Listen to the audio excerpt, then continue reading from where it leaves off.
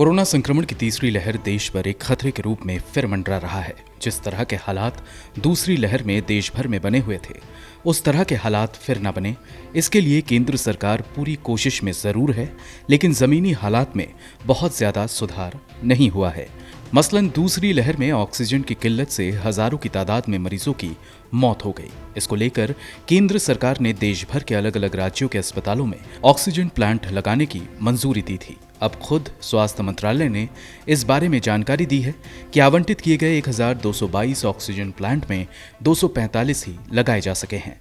स्वास्थ्य मंत्रालय के राज्य मंत्री भारती प्रवीण प्रवार ने लोकसभा में बताया है कि 1222 पीएसए या pressure swing adsorption oxygen generation plant लगाने को मंजूरी दी गई थी, जिनमें पहले चरण में 162 प्लांट लगाए जाने थे। पहले चरण के दौरान आवंटित इस 162 ऑक्सीजन जनरेशन प्लांट में 6 प्लांट डीआरडीओ को रीएलोकेट किया गया है। इनके अलावा बाकी 156 प्लांट में 153 वर्किंग में हैं। ये सभी ऑक्सीजन प्लांट 1771.76 मीट्रिक टन क्षमता के लगाए जाने थे। उधर अलग अलग केंद्रीय मंत्रालयों ने भी 351 ऑक्सीजन प्लांट लगाने को मंजूरी दी थी, जिस पर काम शुरू नहीं हो सका है।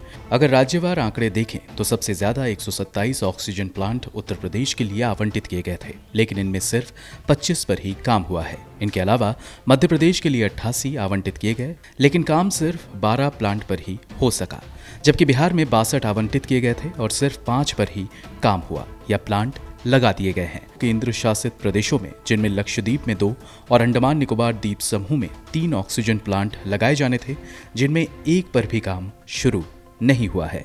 एक्सपर्ट की माने तो कोरोना की तीसरी लहर इसी महीने दस्तक दे सकती है।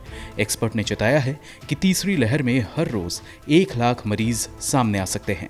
हालांकि तीसरी लहर को लेकर अभी ये स्पष्ट नहीं है कि ये कितना विनाशकारी हो सकता है। अगर वैक्सीनेशन के हालात की बात करें तो देश में अब तक 38.93 करोड़ वैक्सीन के डोज लगाए गए हैं। Our world in data website के मुताबिक देश की अब तक 27.62% आबादी को या तो एक डोज या दोनों डोज लगाए जा चुके हैं।